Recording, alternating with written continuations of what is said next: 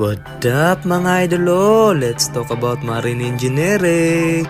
As a marine engineering, the nature of our job is machinery breakdowns. Without failure, we do not exist. Konti lang ang nagkakagusto sa kursong ito.